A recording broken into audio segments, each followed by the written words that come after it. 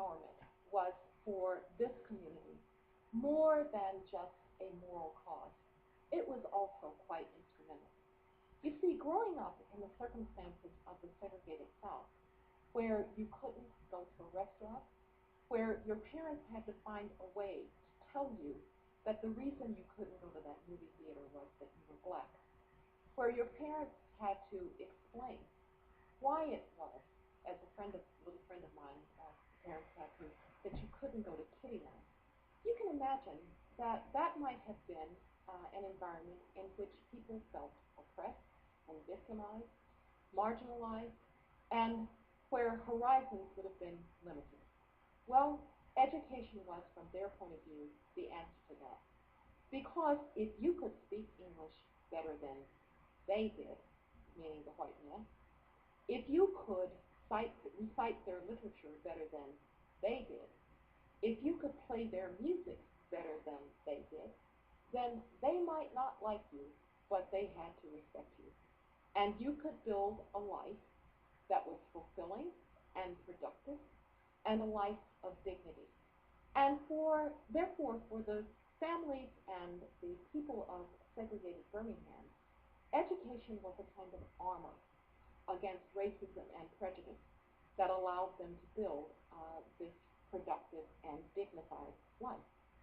They believed that you might not be able to control these circumstances, but you could control your response, and you were better able to control your response if you were educated. In these communities, the highest regard was held for teachers and for principals. If you were a teacher in the Birmingham public school system, oh my goodness, you had arrived. The day that a family learned that their son or daughter had received a teaching job was a happy one for them. And you should have seen the event that was the New Teachers Conference every year, held at the Civic Center in Birmingham, with every teacher, every new teacher in suit and tie, the women in hats and gloves. It was quite a moment for the Birmingham community. And oh, by the way, as my uncle found out, it was also a great way to meet a mate. That's how my uncle met his wife at the New Teachers Conference. The principals were even more gigantic figures. People like Mr. R.C. Johnson, the principal of Parker High School, the largest high school in Birmingham, and the father of Alma Johnson Powell, Colin Powell's wife, and Mr. George Bell, her uncle, by the way, who was the principal of Ullman High School. And even the principals of elementary schools were considered towering figures, like Mr. W. W. Whetstone. When Mr. Whetstone unexpectedly died of a heart attack, the funeral that was held for him rivaled anything that you would see for great political figures now. My point in relaying this is that the profession of educating was also valued above all else. You had a few doctors and you had a few lawyers, but not so many in the segregated South. But to be a teacher, this was the highest calling. In return, these teachers expected the best of their students. To be in a classroom where you were told you will have to be twice as good, not as a matter of debate, but as a matter of fact, teachers expected the highest performance. They tried to help those who did not perform, but the high standards were held, you were held to account to high standards. You were told there are no victims and no excuses.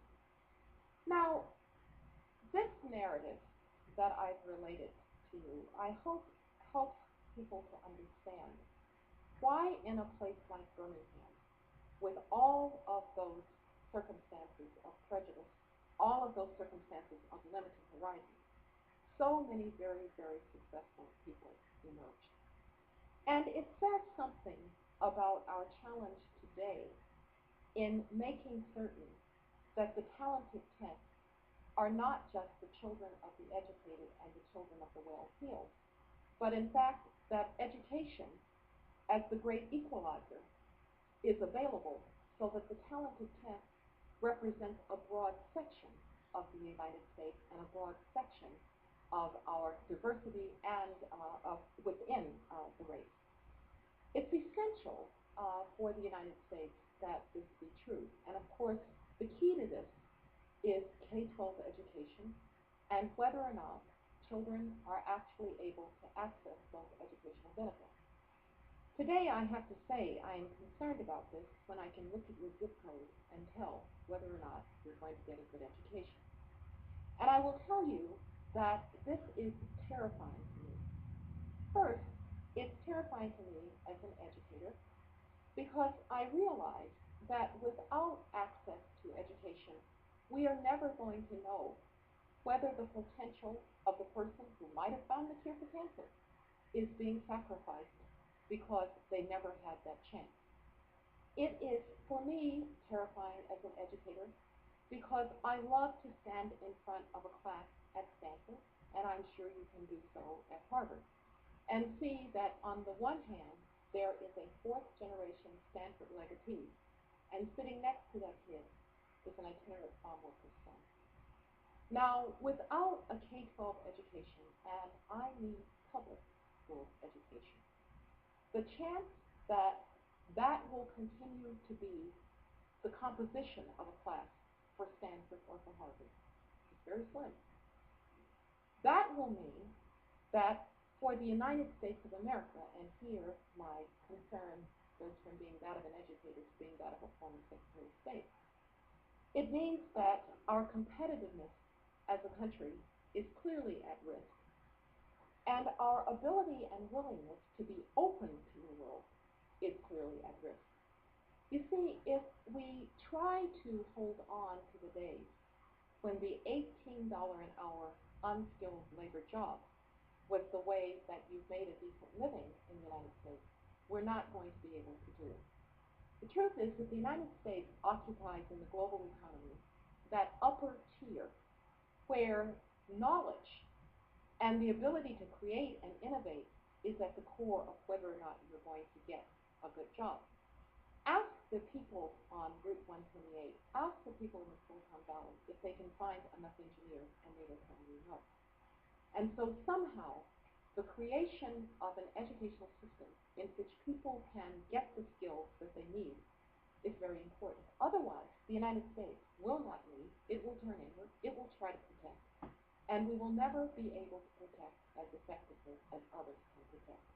And the economic pie will get smaller, not larger. And so as former Secretary of State, I worry about the competitiveness of the United States and the willingness of the United States to look outward and to lead. So as an educator, it's the lost potential. As a former Secretary of State, it's the loss of leadership. But as an American, I worry about one other thing. This great national myth that it does not matter where you came from, it matters where you're going, that you can come from humble circumstances and you can do great things, is what unites America. America is an idea. It's not, as we discussed yesterday, a nation state. To be an American is to be from multiple ethnic and national backgrounds. It's to be from multiple religious backgrounds or no religion at all, and to still be American. That belief in upward mobility, as it's sometimes called, in a better life for the next generation, explains in large part why Americans embrace their unity and embrace their great national idea.